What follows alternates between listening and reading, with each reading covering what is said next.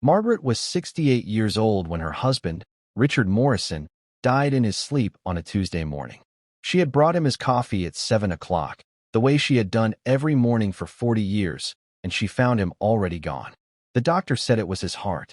Massive, instantaneous, no suffering.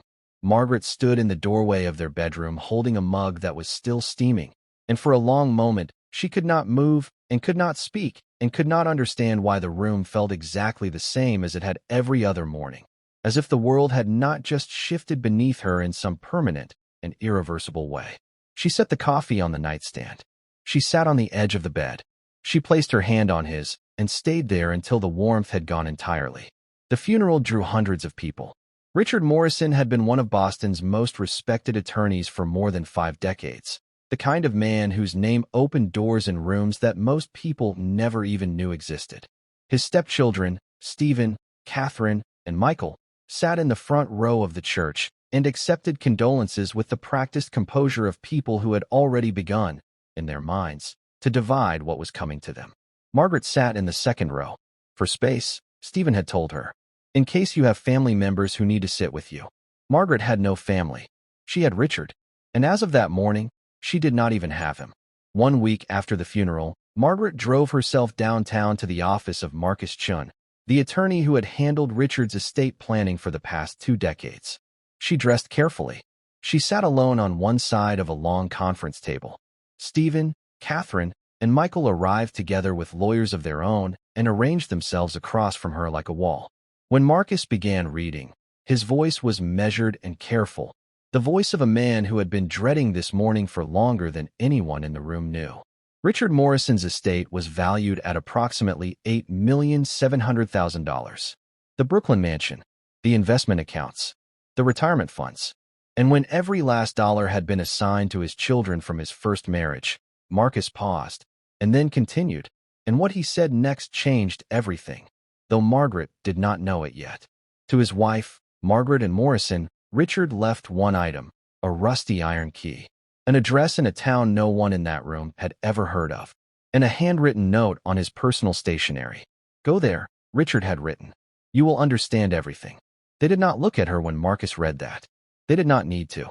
They had already exchanged the glances that said what they believed, that Margaret was leaving with nothing, that 40 years had purchased her a key to some forgotten property in the middle of nowhere, that the secretary who had married their father had finally received exactly what she was worth. What none of them understood, what none of them were clever enough or humble enough to consider, was that Richard Morrison had spent 40 years being one of the most strategic legal minds in the city of Boston, and he had spent every one of those 40 years preparing for this exact moment. Before we dive deeper, let us know in the comments where you're watching from. We'd love to hear from you. And don't forget to hit that subscribe button so you never miss any of our upcoming videos. To understand what Margaret Morrison lost on the day of that will reading, you have to understand what she had built and what she had quietly sacrificed across 4 decades of a life that was never quite entirely her own.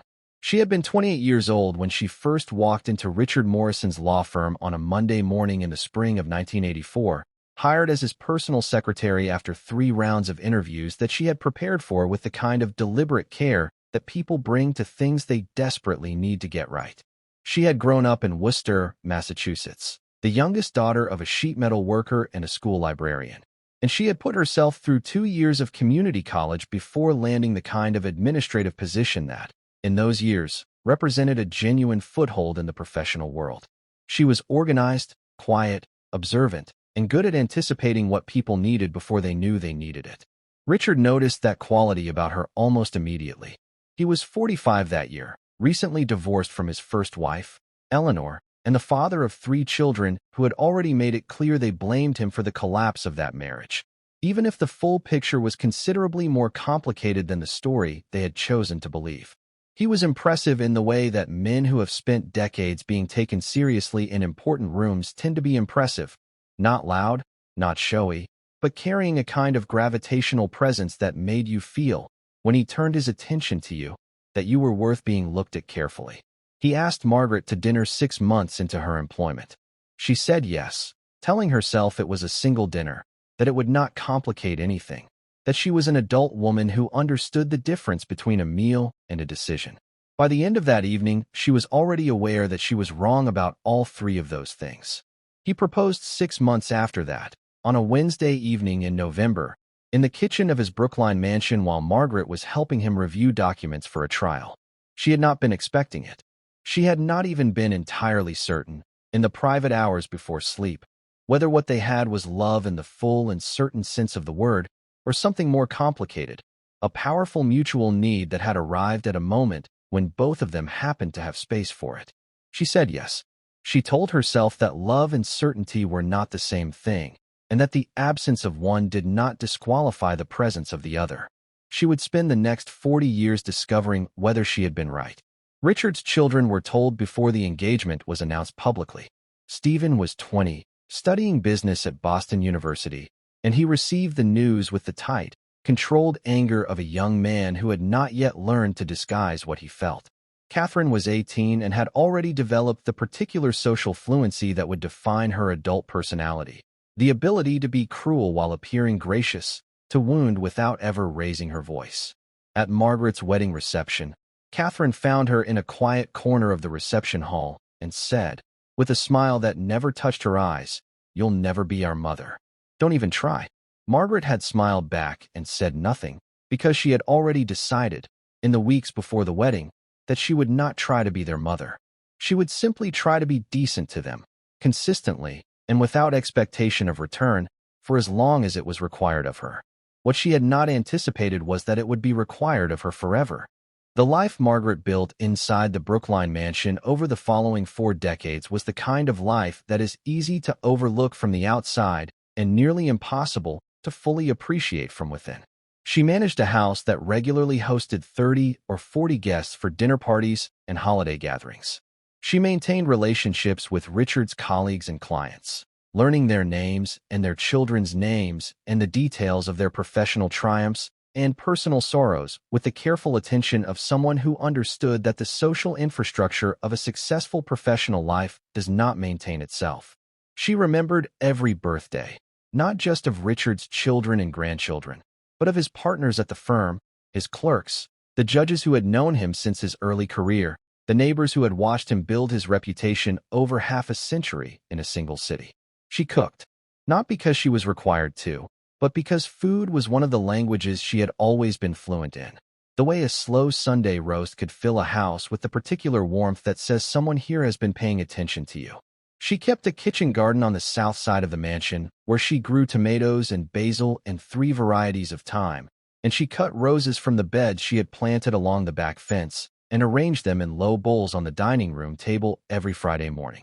She pressed Richard's shirts herself even after he told her repeatedly that the dry cleaner did it well enough, because she knew the difference between well enough and the way he actually liked them, and she could not unknow it once she did. 40 years of that kind of attention leaves marks on a person. It hollows out the space where a different kind of life might have grown. What Margaret did not have, in those 40 years, was a financial identity of her own. Richard had been clear about this from early in the marriage, not unkindly, but with the certainty of a man who had always managed money and saw no reason to change the arrangement. He provided generously. The household accounts were well funded. Margaret's clothing, her car, the maintenance of the gardens, the supplies for the kitchen, all of it was handled through accounts that Richard controlled and that Margaret accessed through a card connected to his name. She had never opened a bank account in her own name during their marriage. She had never had her own financial advisor, her own investment portfolio, her own retirement savings. She had never needed to, Richard told her, because everything he had would be hers. She had trusted him completely. That trust, she was about to discover, had been both entirely warranted and far more complicated than she had ever been permitted to understand. The conference room where Richard's will was read was on the 14th floor of a downtown Boston building, with windows that looked out over the harbor. It was a clear morning, the kind of sharp New England spring day that makes everything look clean and deliberate, and the water in the distance was a deep, flat blue. Margaret sat facing those windows and noticed them the way you notice small, irrelevant things when the thing that is actually happening is too large to look at directly. She was wearing the black dress she had worn to Richard's funeral. She had her hands folded on the table in front of her. She was not nervous, exactly. She told herself she was not nervous. She had been a faithful wife for 4 decades, and Richard had been a careful man who loved her, and there was no reason. She told herself there was no reason for what was about to happen to go the way it went. Marcus Chun entered the room and greeted everyone with the careful neutrality of a man navigating something he found personally distasteful. He had known Richard for 20 years. He had been to dinner at the Brookline house. He had complimented Margaret's cooking and laughed at Richard's stories and called them both by their first names at parties where everyone was relaxed and the lines between professional and personal had temporarily blurred. Now he sat at the head of the table in his professional capacity and arranged his documents with the methodical focus of someone who had decided the only way through this morning was straight ahead. Stephen and Catherine and Michael sat to his left with their own attorneys, a formation so coordinated it had clearly been planned in advance. Margaret sat alone to his right. Marcus began with the standard language, the date of the will's execution, Richard's declaration of sound mind and testamentary capacity, the technical architecture of the estate. Then he reached the specific bequests, and his voice shifted almost imperceptibly, dropping half a register into the register that lawyers use when they are about to say something that cannot be unsaid. The primary residence at Beacon Hill, currently valued at $2,100,000, he read, is bequeathed in its entirety to Richard Morrison's children from his first marriage, Stephen Edward Morrison, Catherine Morrison Grant, and Michael Thomas Morrison, to be divided equally among them or liquidated at their joint discretion. Margaret's hands tightened on each other beneath the table. The investment accounts totaling approximately $4.2 million are bequeathed in equal shares to Stephen Edward Morrison, Catherine Morrison Grant, and Michael Thomas Morrison. The retirement accounts valued at approximately $1.8 million are bequeathed in equal shares to Stephen Edward Morrison, Catherine Morrison Grant, and Michael Thomas Morrison. Margaret heard her own breathing in the silence between each of those sentences. Across the table, Catherine had developed a very slight and very controlled smile, the kind that does not involve the eyes, the kind that says I knew and I have been waiting. Stephen was looking at a notepad in front of him, writing something. Michael, the youngest, had his phone face down on the table and was staring at a fixed point past Marcus's left shoulder with the expression of someone who had already moved on to thinking about what comes next. Margaret, Marcus said quietly, looking at her directly for the first time since he had begun reading. I'm required to read the language Richard used regarding your bequest. He told me to read it verbatim. I argued against the phrasing. He insisted. I want you to know that I argued against it. She nodded. She could not speak. Marcus took a short breath and then read, My wife, Margaret and Morrison, has lived comfortably at my expense for 40 years and has wanted for nothing during the course of our marriage. She has had the benefit of my wealth, my home, my social standing, and a lifestyle far beyond what she could have achieved on her own working as a secretary. This is more than adequate compensation for her companionship and for the domestic services she has provided over the years. I believe my primary obligation and responsibility is to my children and my bloodline. They are my true legacy, the continuation of the Morrison name. Therefore, I leave to Margaret and Morrison only the following. The room was absolutely still. Somewhere in the building a phone rang and was quickly silenced. A truck passed on the street 14 floors below. Margaret stared at the window, at the flat blue harbor beyond it, at the clean impersonal sky, and understood that the man she had loved for 40 years had just described her in legal language as adequately compensated domestic help. She did not cry. She felt something beneath crying, something older and colder than grief, something that had no name yet and would not have one for a long time.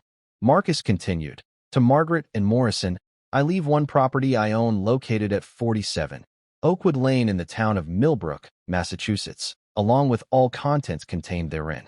Margaret is to vacate the Brookline residence within 30 days of my death, as that property is required by my rightful heirs for their use and disposition as they see fit. Catherine broke the silence first, because Catherine always did. She arranged her face into the expression of someone performing sympathy for an audience that included her own reflection. Daddy mentioned that Millbrook property years ago, she said. Something he inherited from a distant uncle. He always said it was just an old place way out in the middle of nowhere. She let that sentence settle for a moment before adding, But at least you'll have a roof over your head, Margaret. That's something. Stephen was already turning to one of his attorneys, speaking in a lowered voice about timelines and listing agents and the Brookline market conditions. Michael typed something on his phone with both thumbs. The three of them occupied the room with the comfortable efficiency of people concluding a transaction, and Margaret sat across from them and understood that to them. That was precisely what this was. A transaction that had just closed in their favor. Marcus slid a brown envelope across the polished table. His hand was not entirely steady. Inside, he told her quietly, is the deed to the Millbrook property, already transferred to your name, and a key to the house. There is also a handwritten note from Richard that he asked me to include with the envelope. He held her gaze for a moment with the expression of a man who could not say what he wanted to say in this room, in this company, with attorneys on both sides taking notes. Please call me, he said. Whatever you need. She nodded again and picked up the envelope and stood without looking at Stephen or Catherine or Michael and walked out of the conference room and down the corridor and into the elevator and through the lobby and out through the glass doors onto the street where the air was cold and bright and indifferent to everything that had just happened to her inside. She sat in her car in the parking garage for a long time before she opened the envelope. The key was iron, heavy and old, the kind that belonged to a door from another century. The address was written in Richard's handwriting on a small card, 47, Oakwood Lane, Millbrook, Massachusetts. And the note, a single folded sheet of his personal stationery, the expensive cream-colored paper he had always used for correspondence he considered important, read, Peggy, this is yours now. Go there as soon as you can. You will understand everything once you arrive. I am sorry I could not tell you before, but they were always watching, always listening, always looking for ways to challenge anything I tried to do. Trust me one last time, my darling. All my love, always, Richard. She read it 3 times. She sat in the parking garage with the envelope open on her lap and the iron key in her hand and the note on the steering wheel, and she cried until there was nothing left to cry with. Then she folded the note carefully, placed it back in the envelope, started the car, and drove home to begin the 30 days. If you have ever had the experience of living in a house that is being actively claimed by other people while you are still inside it, your belongings still on the shelves, your clothes still in the closet, your handwriting still on the labels of the jam jars in the pantry, then you already understand something about what the 30 days that followed cost Margaret Morrison. The Brookline mansion had been her home for 4 decades. She had learned its particular habits the way you learn the habits of something living. The way the floorboards near the kitchen door creaked in cold weather, the way the afternoon light came through the east windows in October, the way the garden gate needed lifting slightly before the latch would catch. She knew this house the way she knew her own hands, and she was going to leave it in 30 days to people who had never once looked at it the way she did. Stephen arrived on the 3rd day with a contractor and a real estate agent. He did not knock, because the house was legally his now and knocking was no longer a courtesy he was required to extend. He walked through the rooms with the contractor while the agent took photographs on a professional camera, and they spoke about the space the way people speak about empty spaces, in terms of potential and modification and market positioning, as though the 40 years of living that had happened inside those walls was simply texture to be stripped and replaced. Margaret sat at the kitchen table with a cup of tea and listened to them discuss removing the wall between the kitchen and the dining room to create an open-concept floor plan, which was what buyers wanted now, Stephen said. It would be a significant value add. The contractor agreed. Neither of them looked at Margaret. Catherine came 4 days later with an interior designer and spent 2 hours moving through the upstairs rooms with the measuring tape and the confident vocabulary of someone who had already decided that her taste was the only taste worth considering. She had the designer photograph the master bedroom from multiple angles, and at one point she stood in the doorway of the room where Margaret had slept beside Richard for 4 decades and said, "We'll open this up too. The ceiling's low for the square footage. It'll feel completely different once we address the ceiling." The designer nodded and wrote something in her notebook. Margaret was in the hallway when this happened, holding a stack of folded sweaters she was preparing to pack, and Catherine walked past her on the way to the next room without pausing, without acknowledging her presence, the way you walk past furniture. Michael was the most distant of the 3, which in some ways made him the easiest to be around, and in other ways made him harder to forgive. He showed up once, alone, on a Saturday afternoon, and he walked through the ground floor of the house with his hands in his pockets and the slightly dazed expression of a man trying to calculate the distance between where he had always thought he would arrive in life and where he had actually ended up. He stopped in front of the framed family photographs in the hallway, the ones Margaret had carefully arranged over decades, the ones that included Richard's children at every age and stage, birthday parties and graduation ceremonies and holiday dinners, and he looked at them for a long moment. Then he turned and went upstairs without saying anything, and Margaret heard him opening and closing closet doors, and when he came back down he left without speaking to her at all. The nights were when the fear became something she could not manage by staying busy. Margaret would lie in the master bedroom in the dark, the same room she had shared with Richard, though it felt nothing like the room she remembered now that he was gone, and what was coming was no longer abstract. And she would let herself think through the scenarios she spent the days trying not to think about. She was 68 years old. Her work experience consisted of 2 years as a secretary, which had ended in 1984. She had no professional network, no recent references, no skills that translated into any kind of employment that would sustain her. The Millbrook property was almost certainly worth very little. Catherine had been quite clear about that, and while Catherine was not someone Margaret trusted with her heart, she was someone whose interest in accurate property valuations was entirely reliable. $50,000, maybe 60. 3 or 4 years of careful living if she was very careful. And then nothing. She packed the way people pack when they are not sure what they are packing for, not for a move to a better place, not with the forward-looking energy of someone beginning something, but with the exhausted efficiency of someone simply reducing their presence to what they could carry. 3 suitcases, the practical clothes, the good coat, the shoes that held up. 2 boxes, the photographs from before her marriage, the letters her mother had written her over the years, the small carved wooden box her father had made when she was 7 and given to her on her birthday with a note that said, "For whatever you want to keep safe." The wedding photo from the mantel, the one Stephen said was technically house property. She took it anyway. She could not have explained why, except that there was a woman in it, 28 years old, standing in good light, full of something that had not yet been extinguished, and she felt a responsibility to that woman that she could not put into words. On the 28th day, Margaret was standing at the kitchen sink washing the last of her personal dishes when she heard Stephen and Catherine talking in the dining room. She could hear them clearly. She did not think they had forgotten she was there. She thought they had simply stopped factoring her presence into what they were comfortable saying out loud. "I genuinely cannot believe Father left her anything at all," Catherine was saying. Her voice had the particular ease of someone speaking among people she considers entirely safe. "That property is probably worth $50,000 at the very outside. He should have left her nothing." He felt guilty, Stephen replied. 40 years is a long time to string someone along, even if she was basically just the help. "At least we're being civilized about it." Catherine laughed softly. "Most women her age with no skills and no family end up in subsidized housing. She should be grateful." They laughed together, the specific, easy laughter of people who have never had to imagine losing anything. And Margaret stood at the sink gripping the edge of it with both hands and did not move until they had gone. On her last morning, Margaret walked through every room one final time. She did it slowly. The way you do something when you understand it is the last time. She was not looking for sentiment, not trying to collect memories to take with her like objects in a box. She was looking at the rooms with the honest eyes of someone who was no longer required to love them. And what she found, looking honestly, was that very few of the rooms had ever felt entirely like hers. The kitchen, yes, the kitchen had been hers in a real way, the way a space becomes yours when you have spent thousands of hours working inside it with your full attention. And the garden. She walked out through the back door and stood among the roses she had planted that first spring, 28 years old and optimistic about what growing things could mean about a life.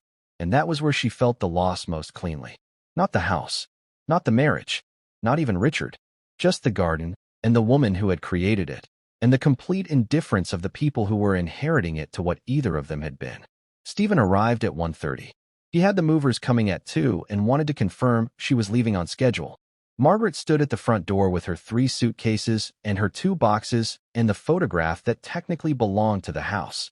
And before she got in her car, she turned to Stephen and said the only thing she had said directly to any of them in 30 days. "Stephen," she said, "do you have any idea what it is like to give someone 40 years of your life and be told it meant nothing?" He flushed. "Father left you a property," he said. "You're not getting nothing." "Your father left me a mystery," she told him.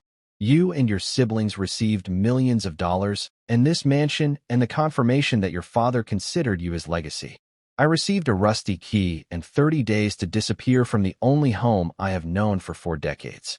So no, I do not think you have any concept of what this has been like." She got in the car before he could answer, because she had said what she needed to say, and she did not need to hear what he would say back. She started the engine and drove away and did not look in the mirror. The drive from Brookline to Millbrook takes approximately 2 hours and 14 minutes by the most direct route, heading west out of the city through the suburbs, and then further west into the kind of Massachusetts countryside that most people who live in Boston have driven past but never actually stopped in. Old mill towns and small farming communities and stretches of state forest where the trees press close to the road on both sides, and the sky, when you can see it, feels larger than it does anywhere near the city. Margaret had programmed the address into her phone's navigation application, and she followed the instructions without thinking much about where they were taking her, because thinking deliberately about where she was going required her to also think about what she was going toward, and she was not ready for that yet. She drove, and she listened to the directions, and she watched the world outside the car windows change from urban to suburban to something older and quieter than either. She stopped once, at a gas station outside a town called Grafton, and she sat in the car for several minutes after filling the tank and tried to think clearly about what she was doing. She was 68 years old, and she was driving toward a house she had never seen, in a town she had never visited, on the basis of a handwritten note from a man who had just publicly described her as adequately compensated domestic help. She was doing this because the alternative was to drive back toward Boston and check into a motel and begin the process of figuring out what a woman in her position actually does next, and she could not do that yet. She needed to see the house first.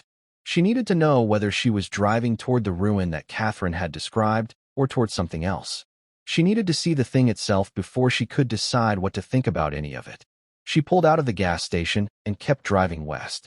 Millbrook was smaller than she had expected, and, in a way she had not expected, genuinely beautiful. The main street was perhaps 300 yards long, anchored at one end by a white clapboard church with a modest steeple, and at the other by a general store with a wide covered porch and a faded green awning. Between them were a diner with checkered curtains in the windows, a small post office, a 2-pump gas station, a library that looked as though it had been built in the 1880s and had been accepting that fact ever since, and a handful of other storefronts that had the particular quality of small-town businesses that have survived not because they are especially profitable, but because the people who run them have decided to keep them alive by force of personal will. It was a living town, not a dying one. You could tell the difference in the quality of the attention people gave to their own surroundings. What she noticed first, driving slowly down Main Street with her windows down because the spring afternoon was mild and the air smelled of cut grass and something she could not immediately identify. Apple trees. She would learn later there was an old orchard behind the church. Was that people were watching her. Not with suspicion. Not with the indifferent glance that strangers give each other in cities. With something else. A man sweeping the sidewalk in front of the general store paused mid-sweep and raised one hand in a slow, deliberate wave, the kind you give someone you have been waiting to see. A woman arranging flowers on a table outside the diner turned to watch her car pass and nodded, once, with the confirming nod of someone crossing something off a mental list. 2 teenagers on the library steps looked up from their phones with the unguarded curiosity of people encountering something they had heard about but not yet witnessed. The navigation directed her off Main Street onto Oakwood Lane, which began as paved road and after about 200 yards became a well-maintained dirt track leading into the forest. The trees on both sides were oaks, enormous, ancient oaks, the kind whose trunks require 2 people to fully embrace, whose canopies spread so wide they created a tunnel of shadow and filtered light that transformed the afternoon into something closer to early evening. The road was rough but passable, and Margaret drove slowly, her car rocking gently on the old tire tracks, the branches overhead forming a cathedral ceiling of new green leaves.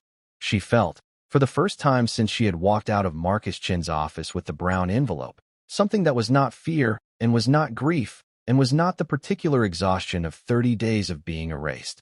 She felt very faintly, something that might have been curiosity. She heard footsteps on the road behind her before she had fully stopped the car.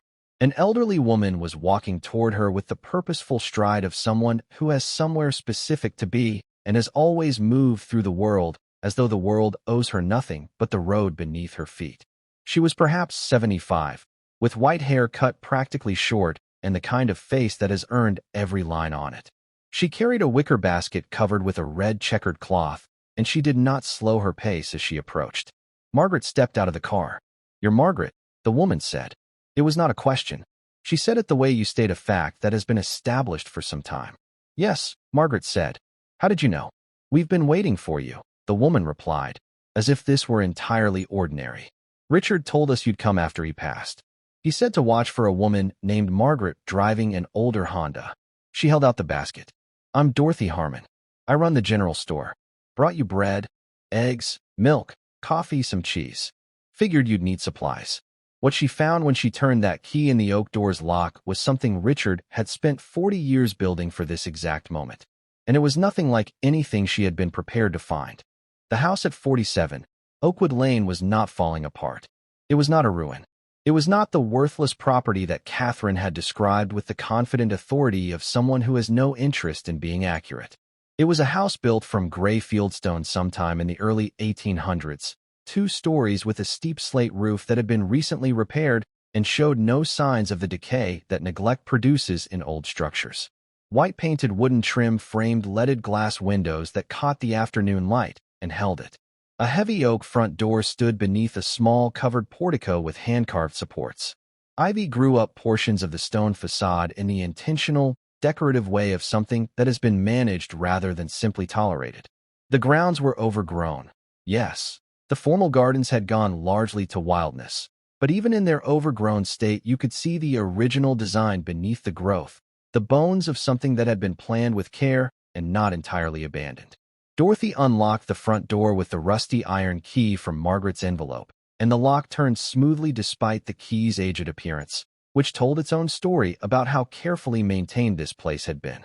The oak door opened on well-oiled hinges into a front hall with wide plank floors the color of old honey, and Margaret stepped inside and stopped. The floors glowed with the particular patina that comes from decades of care, not the aggressive shine of refinishing but the deep, quiet luster of wood that has been regularly cleaned and occasionally waxed, and mostly just lived on with respect. A stone fireplace with an oak mantel dominated the far wall of the main room. The furniture was simple, solidly built, covered in worn leather and soft wool, the kind of furniture that invites you to sit down rather than admire it from a distance. Built-in bookshelves lined 2 walls, filled with volumes that had clearly been read rather than displayed. But what stopped Margaret, what made her reach for the doorframe to steady herself, were the photographs. They were everywhere, framed and hung with care on every available wall, arranged on every shelf and surface, standing on the mantel and the end tables and a small console near the stairs. Photographs of Margaret. Dozens of them. Hundreds of them. Margaret on their wedding day, 28 years old, standing in afternoon light with her face turned slightly towards something just out of the frame and her expression open and unguarded and full of something that looked, from this distance, exactly like hope. Margaret in the Brookline garden, kneeling in the soil with dirt on her hands and a particular kind of concentration on her face that she only had when she was doing something she genuinely loved. Margaret laughing at something. She could not remember what, could not place the moment, but the laugh was real, the whole body involved the way real laughter always is. Margaret reading, a cup of tea on the table beside her, afternoon light catching her hair. Margaret sleeping on what she could now see was the porch of this very house, a blanket over her lap, her face entirely at peace. "He loved you very much," Dorothy said from behind her, quietly, without sentiment, just as a statement of fact. Anyone who walked through this house understood that immediately. This was where he came to remember who he actually was, underneath all the performance of his Boston life. The career, the clients, the children, the reputation, all of it required a version of him that didn't always feel like himself. He told me that once, sitting at the kitchen table here with a cup of coffee in his hands, looking out at the forest. He said the only place he felt like himself was here. and the only person who made him feel like himself was you. Margaret could not speak. She stood among hundreds of photographs of her own life, taken by a man she had believed she knew, and understood that there had been an entire room inside Richard Morrison that she had never been permitted to enter. A room where she was the primary inhabitant, the only inhabitant, the thing he had organized his private self around for 40 years. Dorothy gave her a tour of the house with the unhurried thoroughness of someone who has been waiting to give this tour for a long time. The kitchen was a working blend of the original house and careful modern updates. An antique wood stove alongside a fully functional gas range. Copper pots hung from ceiling racks. A deep farmhouse sink. Open shelving holding dishes that Margaret had never seen but immediately recognized as the kind Richard would have chosen. Substantial and beautiful and without ornamentation. Upstairs were 3 bedrooms, each simply furnished, each with its own fireplace and its own set of photographs. The master bedroom had windows that looked out through the oaks into the forest beyond, and the light through those windows in late afternoon was the color of amber, and Margaret stood at those windows for a long time without speaking. Under the staircase was a door she had not noticed on her first pass through the main floor. Dorothy opened it to reveal a small study, 10 by 12 feet, no windows, 3 walls lined floor to ceiling with built-in bookshelves holding not books but folders and binders and document boxes, all labeled in Richard's precise, attorney's handwriting. The 4th wall held a beautiful antique mahogany desk with a green-shaded banker's lamp and a leather chair that had the particular compressed look of something that had been sat in many times over many years. On the desk, centered with clear intention, was a thick cream-colored envelope. My beloved Margaret was written across it in Richard's handwriting. The wax seal he had pressed into the back of it was the Morrison family crest, the same crest that had been stamped on his personal stationery for as long as she had known him. Margaret picked it up with hands that would not entirely stop trembling. She sat down in Richard's chair, and she began to read. My dearest, most beloved Margaret, if you are reading this, I am gone and you have found the sanctuary. I am desperately, profoundly sorry it had to happen this way. I am sorry I could not share this place with you while I was alive, could not tell you about it, could not let you understand what I was doing all these years. But Stephen and Catherine and Michael were always watching, always waiting for any opportunity to challenge my decisions and claim what they believed was rightfully theirs. If they had known about this property, they would have found legal means to take it. Lawyers can always find means. I know this better than most, after 50 years of practice. So I hid it. For 40 years I hid it, and protected it, and prepared it for you. I have been coming to this house ever since I inherited it from my uncle Thomas Morrison in June of 1984, 3 months after our wedding. Thomas was a bachelor, a quiet historian who lived simply despite having considerable wealth. He left me this house with one instruction in his will. Protect this place for someone you love more than life itself. It deserves to shelter love, not greed. For 40 years, I protected it for you. Margaret, I know what my will said. I know exactly how much those words must have hurt you. Sitting in Marcus's office, hearing yourself described as adequately compensated domestic help. Please understand, I wrote it that way deliberately. I knew Stephen and Catherine and Michael would read every line with their lawyers, looking for anything to challenge. I gave them what they wanted, the visible wealth, the obvious assets, the things they could point to and brag about. I gave them the Brookline mansion, which is mortgaged heavily and carries historic preservation requirements that will cost them far more than they anticipate.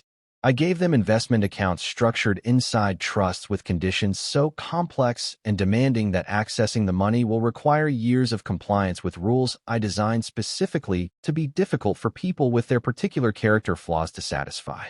I gave them enough rope. But you, my most beloved Margaret, I gave you everything that actually matters. This house sits on 247 acres of protected woodland. I had the property assessed last year.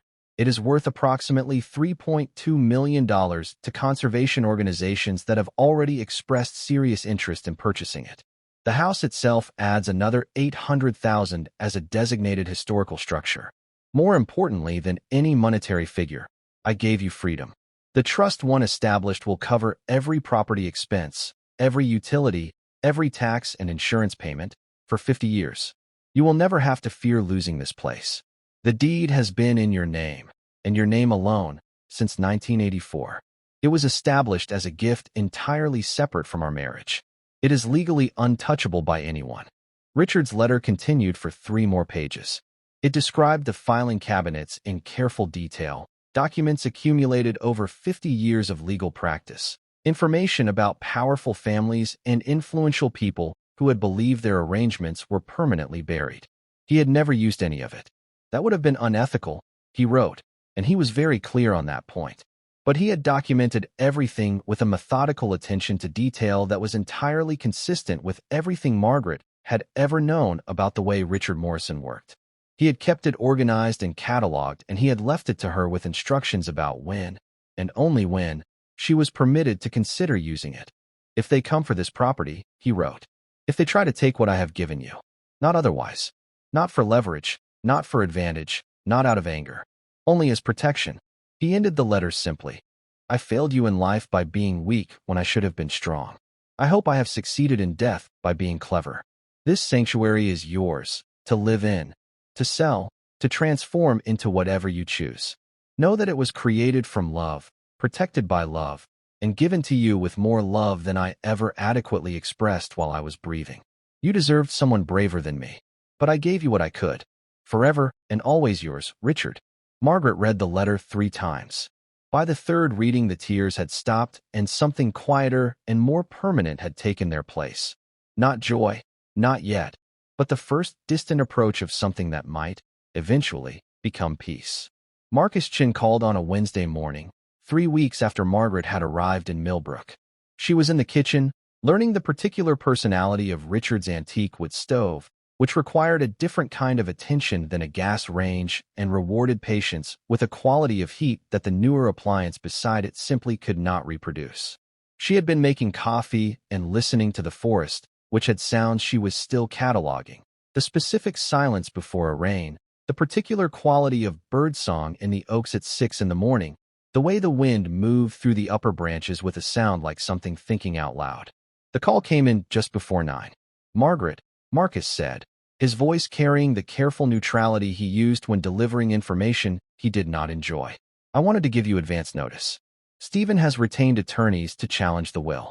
He is arguing, Marcus explained, that the Millbrook property should be classified as a marital asset subject to division, that any property of significant value transferred during the course of a marriage constitutes shared marital property regardless of how the deed was structured.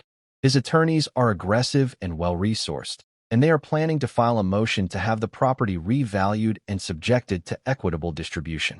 This was not a surprise to Margaret. She had read Richard's letter carefully enough to understand that this was precisely what Richard had anticipated.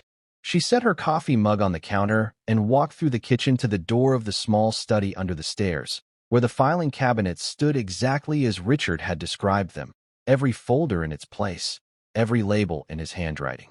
Let him try, she told Marcus. He was quiet for a moment, and then he said, I helped Richard establish the 1984 deed structure. I know exactly how sound it is. I just wanted you to be prepared for how ugly it might get. I have lived through 40 years of ugly from those people, Margaret said. I think I can manage this. They came in person 11 days later. A silver Mercedes appeared on the dirt road and parked in front of the sanctuary on a Thursday afternoon, and Margaret watched from an upstairs window as Stephen and Catherine and Michael climbed out and stood in the clearing and looked at the house with expressions that moved, over the course of several seconds, from confident condescension to confused recalibration. The house was not what they had expected. It was clear, standing in that clearing, that this was not a worthless property in the middle of nowhere. It was a beautiful, well-maintained, historically significant structure on what appeared to be a considerable amount of very peaceful land. Catherine stood with her arms crossed, surveying the grounds with the expression of someone recalculating numbers that are not adding up to the total she had planned around. Stephen stood with his hands in his coat pockets looking at the house with the particular stillness of a man adjusting his understanding of a situation he thought he had already fully assessed. Margaret came downstairs and opened the door before they knocked. She was composed in the way that people become composed when they have had exactly enough time and exactly enough silence to decide who they are going to be. Hello, Stephen, she said. Catherine. Michael. Would you like to come in?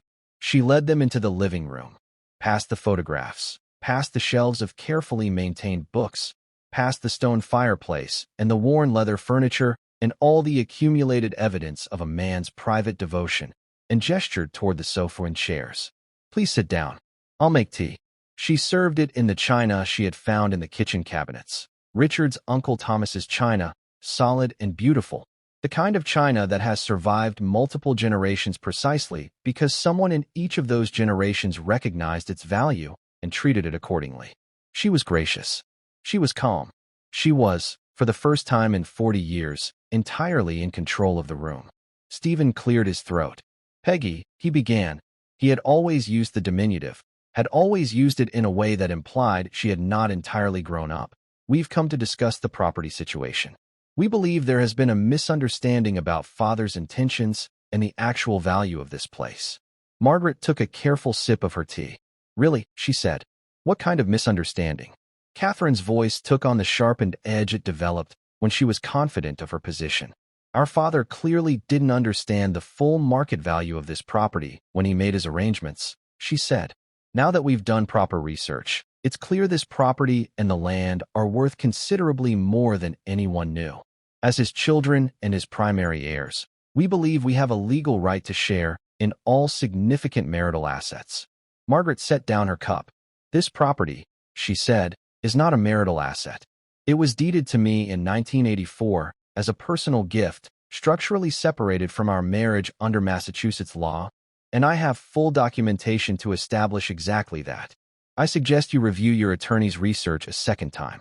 She stood, and she walked to the study, and she came back with the folder. She placed it on the coffee table between them with the measured deliberateness of someone who has been thinking about this moment and has decided exactly how it will go. She did not open it. She did not need to. The weight of it was information enough for people who knew what Richard Morrison's documentation habits looked like. "This folder," she said, "contains the complete history of the trust your father established for each of your inheritances. I would encourage you to look at the conditions carefully before you access a single dollar, because I believe you are going to find that your father was considerably more specific about your characters than you realized when you were celebrating at the will reading. It also contains documentation of various personal and business matters that each of you would prefer remained private. Your father collected information the way some attorneys do, comprehensively, chronologically, and with an eye towards circumstances he could not fully anticipate. He never used any of it. That would have been unethical, and he was a man who took his ethics seriously. But he left it to me, with clear instructions about the circumstances under which I am permitted to consider releasing it." She looked at each of them in turn. Stephen's face had gone the color of old paper.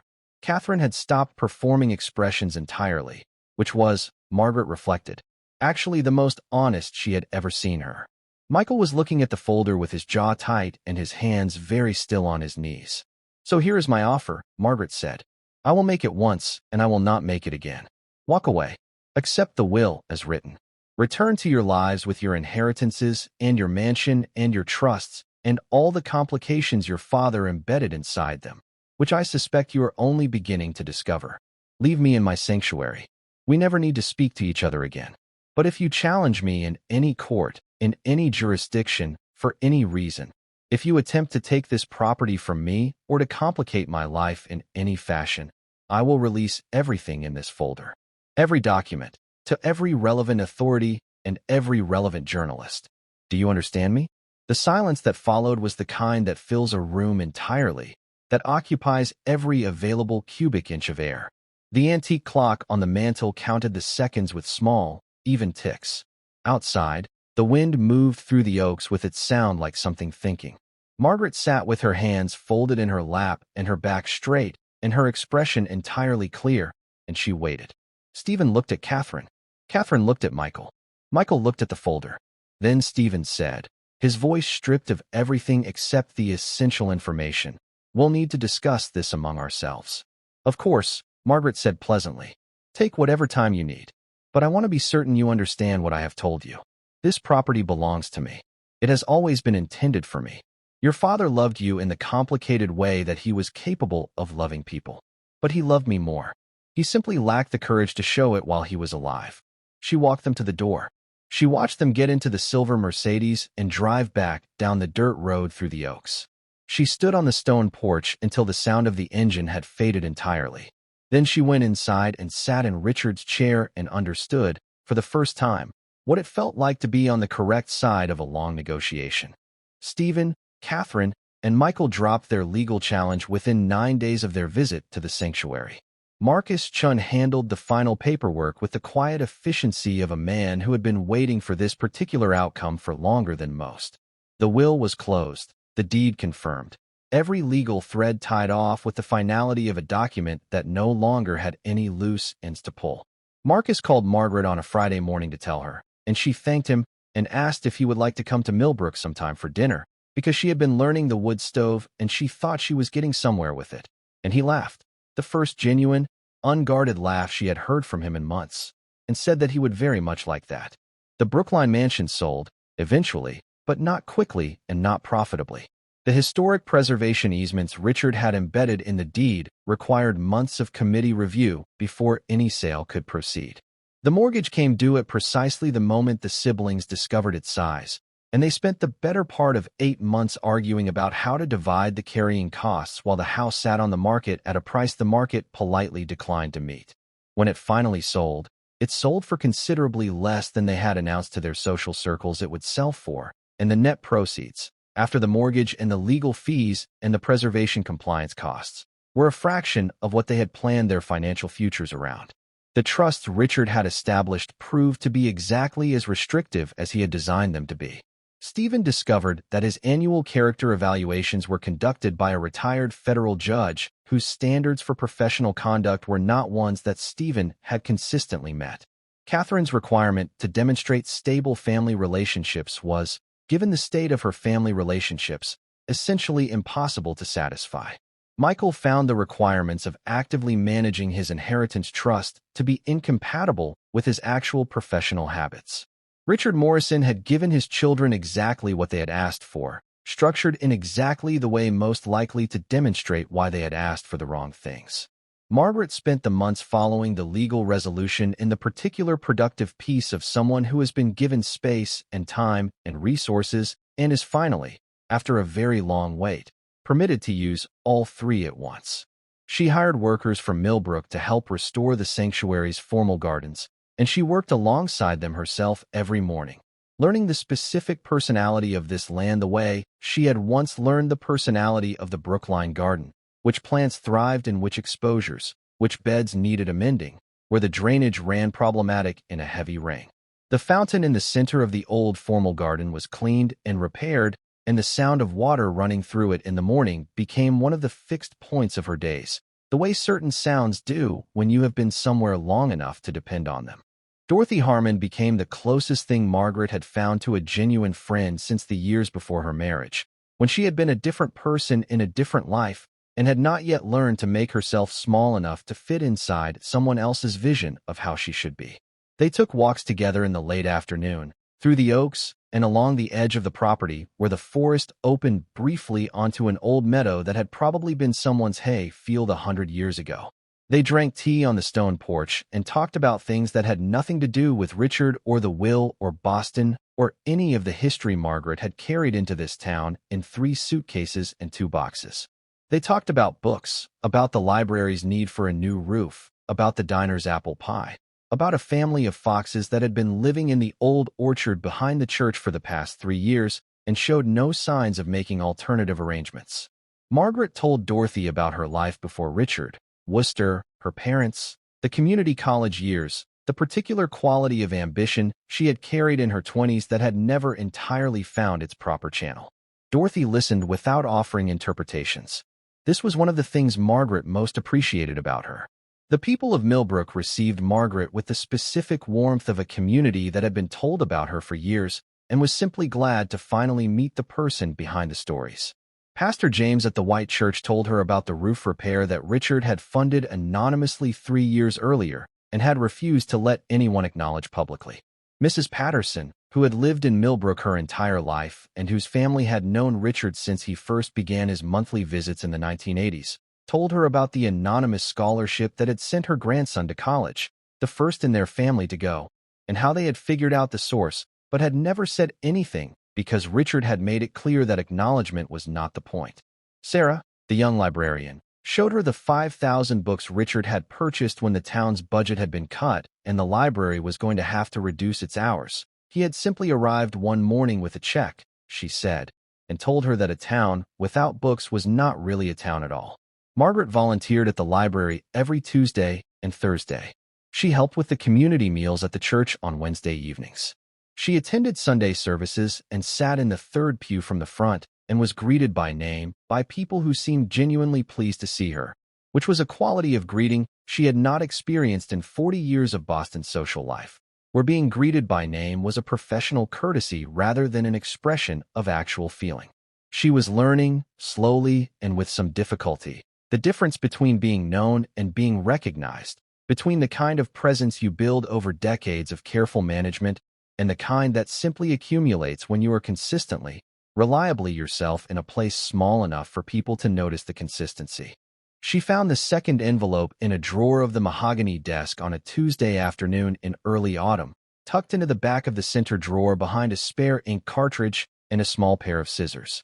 It was sealed and labeled in Richard's handwriting, for Margaret's future. Open when you are ready.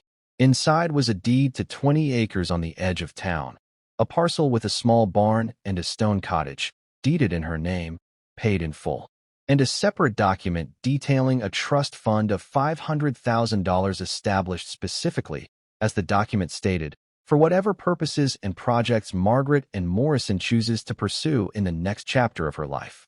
Richard's accompanying note was the shortest he had ever written her. For your future, it said, whatever you want it to be. Build something, create something, transform something. This is your blank canvas. You have spent 40 years living inside my life. Now live yours. Margaret sat at the desk for a long time after reading it.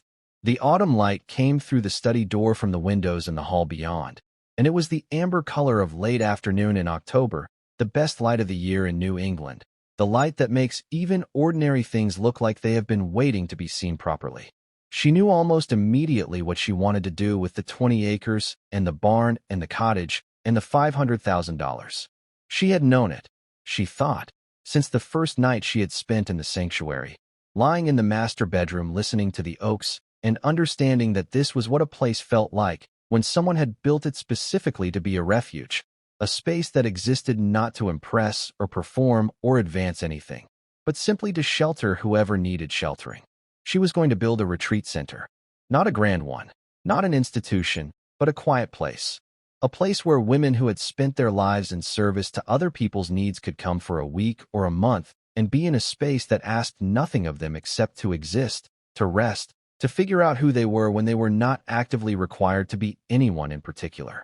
Women who had been widowed and found themselves alone in lives they had not entirely built for themselves. Women who had given decades to marriages or caregiving or careers that had ended without adequate acknowledgment. Women who were in the process of discovering, as Margaret was discovering, that 60 or 70 or 80 was not the closing chapter of a life, but simply the point at which certain illusions had burned away cleanly enough to finally see what was actually worth building. Morrison House opened in the spring, 14 months after Margaret arrived in Millbrook with 3 suitcases and 2 boxes and a rusty iron key.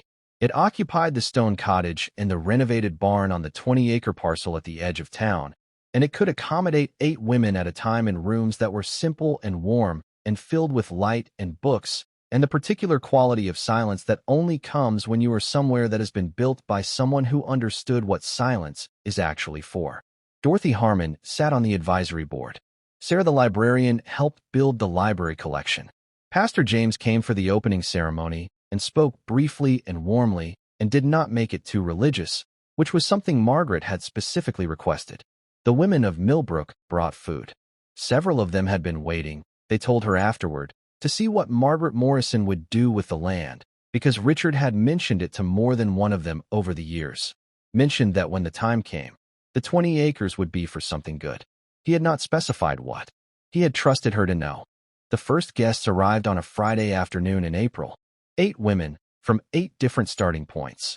A retired schoolteacher from Springfield who had been her husband's primary caregiver for 11 years before he died and had forgotten, somewhere in the course of that decade, what it felt like to have a morning with no one else's needs in it. a woman from Worcester who had raised 4 children and put 3 of them through college and was now 63 and living in a house that felt, she said, like a monument to other people's departures. A woman from the western part of the state who had been a nurse for 32 years and needed, she told Margaret during the application process, to spend 1 week in a place where no one was likely to need emergency assistance from her. They were different ages, from different backgrounds, with different histories and different kinds of exhaustion. But there was something consistent in all of them, a quality of presence that Margaret recognized because she had lived inside it herself for 40 years. They were women who had become very good at taking up the exact amount of space they were permitted without ever testing whether the permitted amount was actually the right amount. Margaret walked them through the cottage and the barn and the grounds on that first Friday evening, and she told them about Richard and the will and the iron key and the sanctuary, because she had decided that her own story was the best possible explanation for why Morrison House existed and what it was for. She did not dress it up. She did not make it more than it was. She told them that a man she had loved for 40 years had hidden a gift inside what looked like an injustice, and that she had needed several months of silence and an oak forest and a very good friend named Dorothy before she could see what it actually was. She told them that she was 68 years old and that the retreat center they were standing in was the first thing she had built entirely for herself, with her own name on the deed and her own vision informing every decision, and that she thought the correct word for that, at 68, was beginning. Several of the women cried. Margaret did not, because she had already done that work, and what she felt now was something past tears, something steadier and more permanent, with deep roots in ground she had finally, after everything, made her own. There is a particular quality of justice that operates on a timeline most people find too slow to trust. It does not announce itself. It does not arrive with the satisfying clarity of a legal verdict or a public acknowledgment or a moment of witnessed vindication. It works the way old trees work, slowly, beneath the surface, through systems of root and resource that are invisible until suddenly, one day, the thing they have been building for decades is simply and undeniably there. Richard Morrison had understood this. He had spent 40 years building something underground, something hidden from the people who would have destroyed it if they had known it existed, and he had left it for the woman he loved in the only form that was legally and practically secure, a gift disguised as an afterthought, a fortune dressed up as a consolation prize, an empire hidden behind a rusty iron key, and an address in a town no one had ever heard of. He had not been a perfect man. He had been weak in the ways that matter most, the daily, relational ways, the ways that require you to stand up in a room full of people who are looking at you with expectation and say something true regardless of the consequences. He had not done that, but he had done what he could with what he had, and what he had, it turned out, was 40 years of patience and 50 years of legal expertise and a love that had operated in silence but had never once stopped working. Margaret Morrison is 69 years old.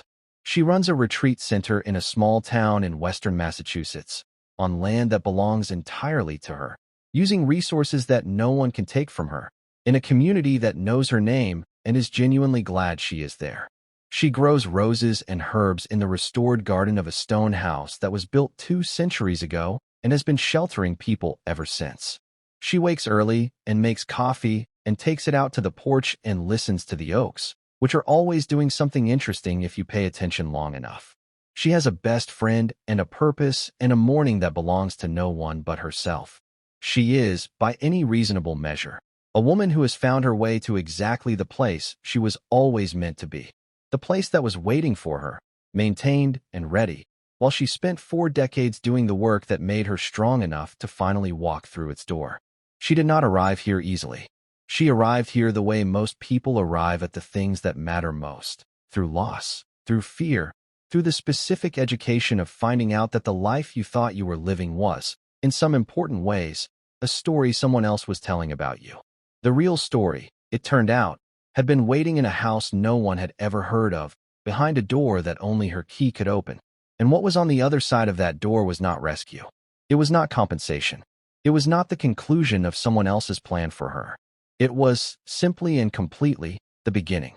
If this story stayed with you, if you found something of yourself in Margaret, in the 40 years of devotion that went unseen, in the moment she drove west on a spring afternoon towards something she did not yet understand. We would love to know what it meant to you. Leave a comment below. Tell us the moment in her story where you felt it most. And if you know someone who is living through their own version of the 30 days, someone who is in the middle of something that looks, right now, like an ending, share this story with them.